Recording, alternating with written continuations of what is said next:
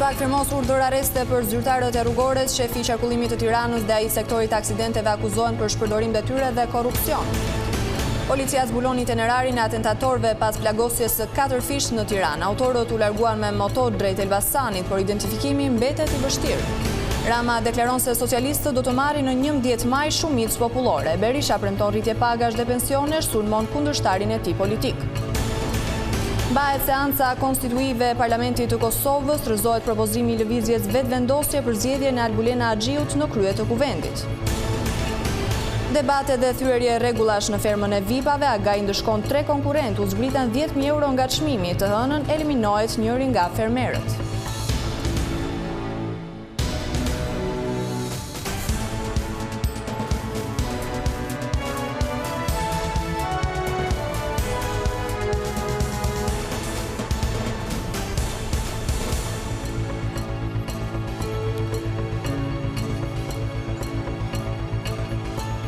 Mirdita, zonja dhe zotrin, do t'jemi së bashku në edicionin e lajmeve të orës 15 këtu në ekranin e televizionit kombëtar Vision Plus. SPAK ka firmosur urdhër areste për drejtësuesit e policisë rrugore të Tiranës në akuzën e korrupsionit dhe shpërdorimit të detyrës.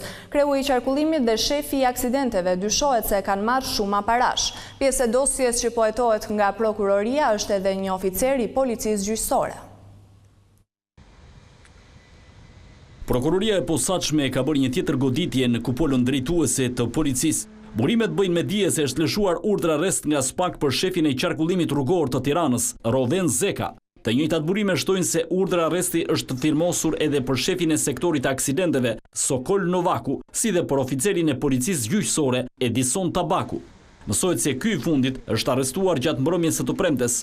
Ndërkohë ende nuk bëhet e ditur nëse për kreun e rrugores Roven Zeka dhe për Sokol Novakun janë ekzekutuar ose jo urdhër arrestet. Zyrtarët e policisë rrugore prej disa kohësh ishin në hetim të nisur nga prokuroria e posaçme pas dyshimeve për korrupsion dhe shpërdorim detyre në rastet e aksidenteve rrugore. Bëhet fjalë për një aksident ku ishte përfshirë një grua, të cilës drejtuesit e rrugores i kanë marrë shuma të konsiderueshme parash. Ndërkohë pritet që prokuroria e posaçme t'i jap më shumë detaje lidhur me operacionin dhe shkeljet e kupolës rrugores në kryeqytet. Policia ka siguruar prova të reja për atentatin me 4 të plagosur në zonën e Lundrës në Tiranë. Autorët pas ngjarjes janë larguar me motor drejt Elbasanit për të humbur gjurmët në rrugët rurale të fshatrave. Ndërkohë 2 vëllezërit e plagosur në gjendje të rëndë janë dërguar për kurim jashtë vendit. Autorët e plagosjes së 4 fisht me njëherë pasi qelluan me breshëri plumbash në drejtim të mjetit luksos tip G-klas, janë larguar me shpejtësi në drejtim të Elbasanit. 2 autorët e dyshuar pasi kanë dalë në autostrad janë drejtuar drejt Elbasanit, por gjatë rrugës kanë devijuar në disa fshatra ku dhe kanë humbur gjurmët. Hetuesit kanë dokumentuar përmes kamerave të sigurisë një pjesë të itinerarit të tyre pas atentatit, por për shkak se janë fshehur në rrugë dytësore rurale, kanë arritur që të humbin gjurmët, duke përfituar nga mungesa kamerave të sigurisë në këto zona. Gjatë kohës që atentatorët kanë nisur të qellojnë në drejtim të makinës, përveç 7 gjurmëve të plumbave që janë gjetur në mjet, një tjetër plumb ka kapur një makinë tjetër që ka qenë duke lëvizur në afërsi të zonës. Drejtuesi i saj është larguar menjëherë prej frikës, por më vonë ka njoftuar policinë. Një tjetër pjesë që po verifikohet nga policia është ajo e fajdeve, nëse familja 2 fëmijëve të mitur që mbeten të plagosur janë të përfshirë në këto skema të jashtëligjshme apo jo. Në këtë rast hetuesit kanë dyshime se përplasja me persona të tjerë për shkak të fajdeve të pashlyera mund të jetë një motiv për atentatin e rënd. Edhe në këtë pjesë, e cila është në fazën e verifikimeve, grupi hetimor beson se autorët kanë ngatëruar shënjestër, duke mos ditur se brenda mjetit ishte shoferi i familjes Demiraj, 2 djemë të mitur, si dhe fshinji i tyre adoleshent. Ndërkohë pista tjetër që është ende në hetim nga krime të rënda është ajo se vrasësit të dyshuar me pagesë mund të kenë patur si shënjestër eliminimin e gruas së Roan Brahimit dhe jo familjen Demiraj. Eveja Brahimit jeton në vilat luksoze të Lundrës dhe zotëron një mjet të ngjashëm me atë që po udhëtonin 4 personat e plagosur. Roan Brahimi, i cili u ekzekutua në vitin 2024 në Athinë në sy të gruas tjetër dhe djalit të tyre të mitur, ishte një nga personat që kishte konflikte të ashpra me klanin e mbretit të lojrave të fatit Ervis Martinaj. Madje dyshohet se pas vrasjes me 3 viktima në Fushkruj, ku njëri prej tyre ishte Brillant Martinaj, por dhe ekzekutimi i Gentian Bejtjas qëndronte pikërisht Roan Brahimi, krime që mund t'i ketë kryer në shenjë hakmarrjeje. Mbrëmjen e së njëjtës ditën që u bë atentati në Lundër, në Lezhë u vra babai i Roan Brahimit, Gjovalin Prendi. Gruaja e Brahimit është marrë në pyetje ditën e premte nga policia e Tiranës, e cila është shprehur se nuk e ka idenë se kush mund të jenë autorët e vrasjes së vjerrit të saj apo të plagosjes së 4 personave në Lundër. Megjithatë, ajo nuk ka përjashtuar se pas ngjarjes së Lezhës mund të qëndrojnë armiqt dhe rivalet që kishte bashkëshorti i saj. 2 fëmijët e mitur të familjes Demiraj, përkatësisht 17 dhe 11 vjeç, janë nisur për trajtim mjekësor jashtë vendit. Në gjendje kritike për jetën vijon të jetë 11 vjeçari, të cilin plumbi e ka prekur në disa organe jetike. 2 persona të shpallur në kërkim ndërkombëtar nga Italia për pjesëmarrje në organizatë kriminale, trafikim droge dhe prostitucion janë arrestuar nga policia. Blut kanë arrestuar Klodian Lomin, i njohur ndryshe edhe me mbiemrin Mazari. 34 vjeçari është prangosur pasi gjykata në Rom e ka dënuar në vitin 2023 për organizatë kriminale, trafik droge dhe prostitucion. Ndërkohë, gjykata e Torinos në vitin 2024 ka dënuar me 4 vjet e 3 muaj burg për grup kriminal, organizatë kriminale dhe vjedhje Roland Ibrahimin, i njohur ndryshe si Ali Meci. 40 vjeçari u kap në fushë Krujë, ndërkohë që vijon puna edhe për kapjen e personave të tjerë që janë të shpallur në kërkim.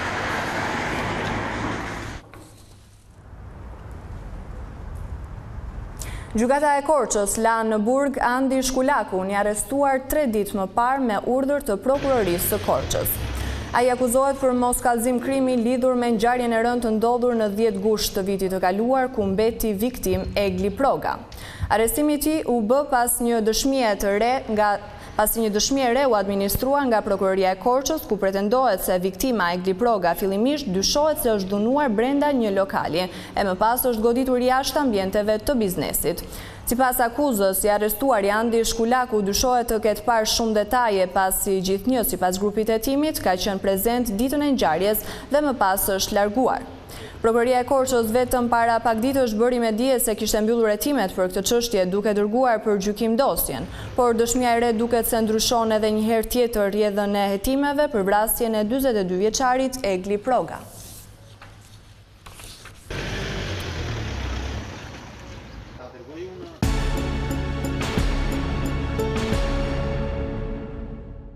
Nga Maliqi, kryeministri Edi Rama i konsideroi zgjedhjet e 11 majit vendimtare për antarësimin e Shqipërisë në Bashkimin Evropian.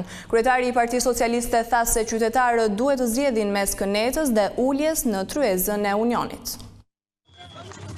Kryeministri Edi Rama ftoi shqiptarët votojnë Partinë Socialiste në 11 maj si e vetmja forcë politike që mund të bëjë Shqipërinë anëtare të BE-s në vitin 2030. Gjatë një takimi në Maliq, kryesocialisti theksoi se 11 maj është dita kur vendoset e ardhmja e vendit, përtej bindjeve politike të secilit. Të tërë së bashku, përtej dallimeve partijake, përtej të majtës e djathtë, nuk ka të majtë djathtë ka vetëm këtu, trotuari majtë, trotuari djathtë. Rruga jonë është vetëm e drejtë, vetëm përpara në Bashkimin Evropian. Lideri i majorancës vuri ndukje se janë 1000 punonjës të administratës që sot përpiqen për mbylljen e negociatave, e asnjë vonesë nuk duhet të ndikojë në rrugën e antarësimit në BE. Zgjedhja është midis së mirës madhe të përbashkët të gjithë këtij vendi, gjithë këtij kombi dhe interesit të një familje të vetme. Zgjedhja është midis Shqipërisë 2030 në Bashkimin Evropian, zonjë në Europë dhe kënetës dhe bufit saj për ta kthyer Shqipërinë prapë atje ku ajo gjithmonë përfundon kur është gatuar drejt e ngrohtë. Rama përsëriti rëndësinë që ka vota e grave e vajzave në 11 maj, duke replikuar me kundërshtarët politik për fjalët që ai ka zgjedhur të përdorë ndaj burrave. Dhe më pëlqen shumë sepse ngrihen tani ata deputetët edhe bëjnë statuse, ne nuk jemi çyryk. Si mund të thotë njeriu unë jam çyryk? Ai thotë unë jam çyryk, ai vetëm çyryk është. Kështu që burrat gjysma janë gjysmën e trurit e kanë me ujë, e ujë kënete. Por ama ne e kemi shumë të thjeshtë llogarinë. Shumicën e grave, shumicën e të rive, gjysmën e burrave na mjafton ajo dhe ne jemi ku e ku. Sipas kryeministrit socialistit Edi Rama, vota e vajzave grave do të bëjë diferencën në zgjedhjen e 11 majit. Lideri i opozitës kërkoi votën në Dibër për kandidatët e koalicionit Aleanca për Shqipërinë Madhështore. Sali Berisha përsëriti premtimet për rritjen e rrogave dhe pensioneve. Ai tha se nuk i duhet pushteti, por synon të përmbush misionin për ndryshimin e jetës së shqiptarëve. Kryetari i Partisë Demokratike Sali Berisha prezantoi kandidatët në Dibër, duke premtuar se prioriteti i qeverisë së pas 11 majit do të jetë mbrojtja e qytetarëve që sot përballen me rritjen e çmimeve dhe shtrëngimin e jetesës. Me një tabelë me numrin 1, një stil i ngjashëm me stilin e fushatës presidenti amerikan Trump vitin e kaluar, Berisha deklaroi se brenda 100 ditëve të para të qeverisjes nuk do të ketë pension më të ulët se 200 euro. Paga minimale do të jetë 500 euro e paga mesatare 1200 euro. Filozofia jonë, thelbi këtij programi bazohet në parimin e thjeshtë. Parat qytetarëve. Partia Demokratike do vendos minimum jetik 200 euro për çdo shqiptar, për çdo pensionist që ka pensionin në 200 euro, për çdo të papunë, për çdo njeri në ndihmë ekonomike, për çdo student, për çdo jetim. Berisha ju përgjigj kundërshtarëve politik që e cilësojnë të vjetër për shkak se është 80 vjeç. Në këtë moshë, në këto vite, në vjeshtën time të mrekullueshme, nuk më duhet pushteti. Nuk kam ambicie për para, as për luks. Por kam një ambicie, por kam një qëllim, por kam një mision. Të bëj gjithçka për të ndryshuar jetën tuaj. Berisha replikoi edhe me rivalin politik Rama, i cili pak ditë më parë në Dibër i cilësoi burrat të çyryk. Ti fole dje si kopuk. Sigurisht me ato ministreshat tua që gjigna miglohen në atë mënyrë. Burrat e Dibrës janë si malet e Dibrës. Njëra i që i sulmon. Sipas Berishës, qytetarët në 11 maj duhet vendosin për të ardhmen në ekonomisë së tyre familjare e për të ardhmen në fëmijëve të tyre.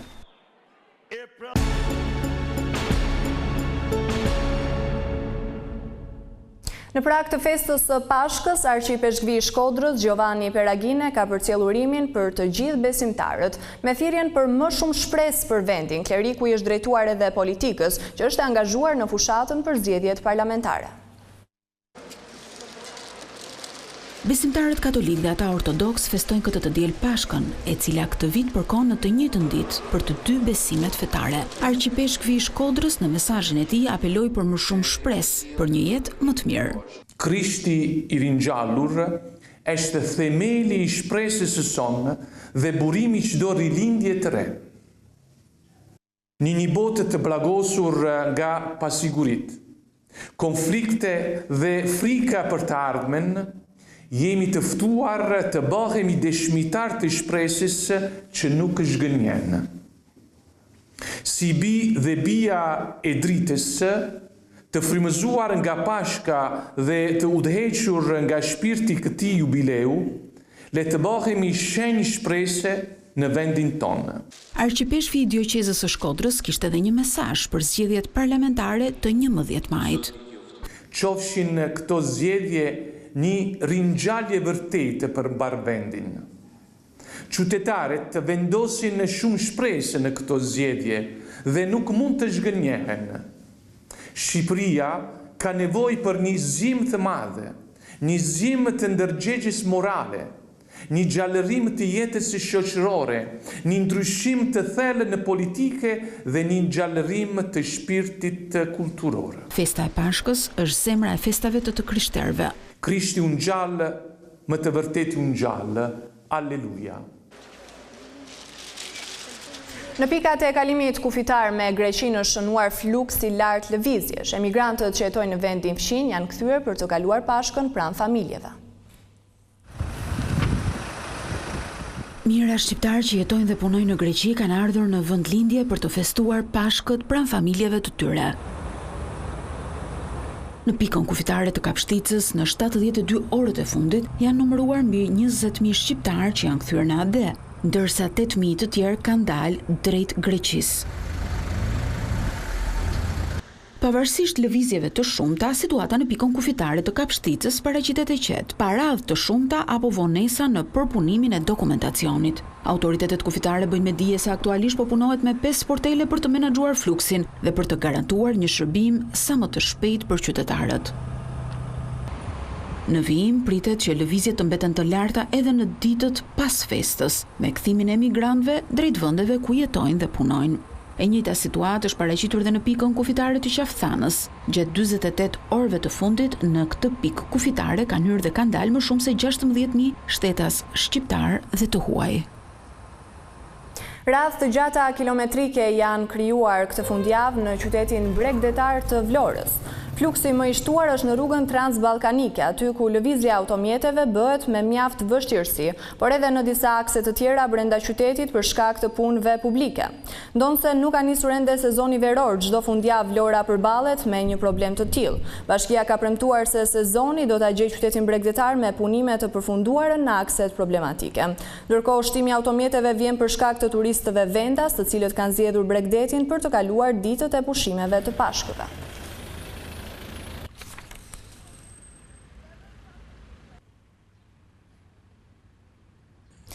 Aksidente të ndodhura brenda një ore, lan pas një viktim dhe një të plagosur në qytetin e Shkodrës. I pari u regjistrua rreth orës 10:50 minuta të paradites së kësaj të shtune në lagjen 3 Heronjt. Një automjet i drejtuar nga një 70 vjeçare përplasi këmbësoren Liza Ndoja. 65 vjeçaria si pasojë e aksidentit nuk arriti të mbijetojë nga plagët e marra. Policia shoqëroi drejtuesen e mjetit. Ndërkohë, rreth orës 11:30 minuta u shënua një tjetër aksident në rrugën Isuf Sokoli, ku një makinë përplasi një person që lëvizte me biçikletë.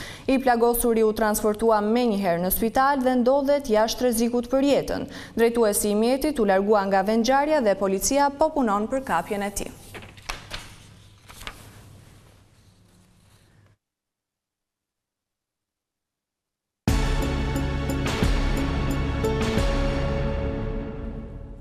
Deputetët e Kosovës bën sot betimin duke i hapur rrugën konstituimit të parlamentit të dalë nga zgjedhjet e nënshkurtit.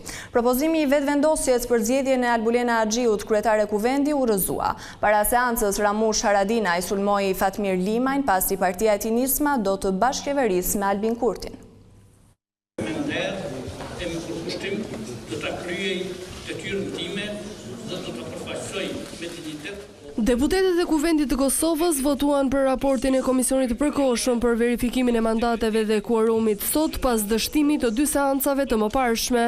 Raporti u miratua nga 119 deputeta, sa ishin të pranishëm në sallë, ndërsa kryetari i Komisionit Artan Abrashi paraqiti para tyre raportin. Komisioni mbështetur në dokumentacionin e Komisionit qendror të zgjedhjeve për certifikimin e rezultateve të zgjedhjeve për Kuvendin e Republikës së Kosovës, të mbajtur në nënshkurtimin 25, së bashku me listën përfundimtare të deputetëve, i rekomandon seancës konstitutive me vota unanime të anëtarëve të komisionit të përfaqësuar nga subjektet politike parlamentare në Kuvend që të vazhdojë punimet sipas agjendës së paraparë me rregullorën e Kuvendit. Pas votimit unanim për raportin e mandateve, deputetët e zgjedhur bën betimin duke u ngritur të gjithë në këmbë për të lexuar tekstin.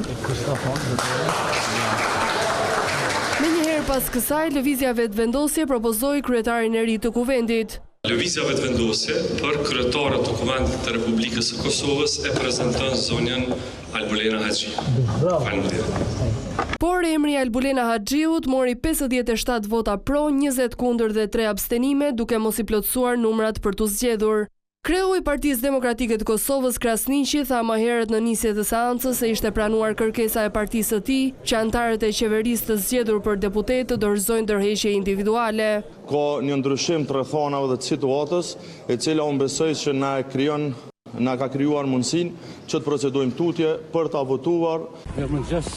Ndërheqjet e kabinetit qeveritar ishin për shkak i mosvotimit të raportit për mandatin e deputetëve në 2 seancat e kaluara. Verifikimi i mandateve dhe zgjedhja e kryetarit të ri të Kuvendit do t'i hapnin rrugën edhe formimit të qeverisë. Debatet në fermën VIP Savine bëhen më të ashpra, ndërsa bashkë me to rritet edhe vështirësia e sfidave të agajit. 3 nga konkurrentët janë dëshkuar për thyerjen e rregullave, duke ju zbritur nga çmimi i madh 10.000 euro. Në spektaklin e të premtes është hapur televotimi për 2 prej vajzave dhe njëra prej tyre do të eliminohet të hënën.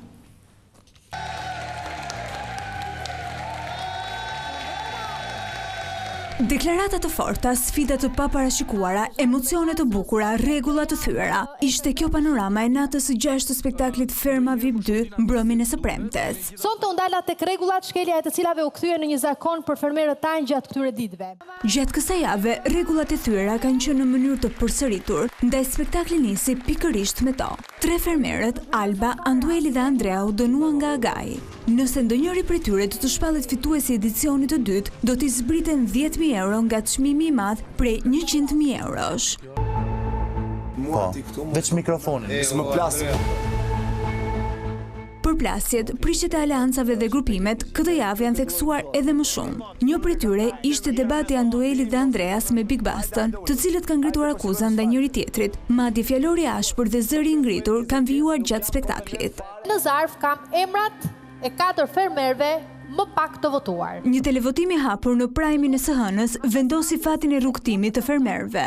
4 më pak të votuarit e publikut, Nur, Gani, Danela dhe Kesi, kaluan në një sfidë. Të ndarë në 2 grupe, dyshe nga kryefermeri i javës Frederik Ndoci, konkurrentët u vunë përballë njëri tjetrit në një lojë shpejtësie. Sfidë kjo që u fitua nga dyshja Gani Kesi, ndërsa vajzat Danela dhe Nur kaluan automatikisht në një televotim për të eliminuar njërën prej tyre të hënën e ardhshme. Mbrëmja e 6 ishte ndërnetët më dinamike nga nisja e këtij prodhimi të Vision Plus. Një letër e papritur për Danelën ndryshoi gjithçka. Fermerja, në momentin që u bë pjesë e spektaklit, deklaroi se zemra e saj i përkiste dikujt jashtë. Për mbrëmjen e djeshme, ajo ka marrë një mesazh. Ai shprehet nuk kemi qenë ndonjëherë në lidhje. Dhe për mua nuk përbën asnjë problem se më ka afrohet Danela aty. Mesazhi e ka trënditur jo pak modelen e fermës. Dinamikat nuk mbaruan këtu. Moderatorja Luana Vjolca u komunikoi fermerëve edhe një herë që kushdo prek sendet personale do të ketë pasoja. Se të vjen sallë limi. Një vëmendje të veçantë mori edhe raporti i limit me Albën. Situatë kjo që ka sjellë spekulime të shumta jo vetëm mes fermerëve, por edhe opinionistëve, teksa 2 fermerët kanë vijuar qëndrimin e tyre se ka qenë e gjitha një lojë e aktruar prej të dyve. Në jetën e përditshme jam regjisor, atë natë isha aktor. Edhe kjo mbrëmje u mbyll me muzikë të bukur nga artistët e fermës. Ndërsa të tjera rrjedha do të marrin drejtim ditët në vijim, mos u mbisni asnjë moment në 2 kanalet të dedikuara të platformës String, si dhe në përmbledhjen ditore në orën 17 në ekranin e Vision Plus.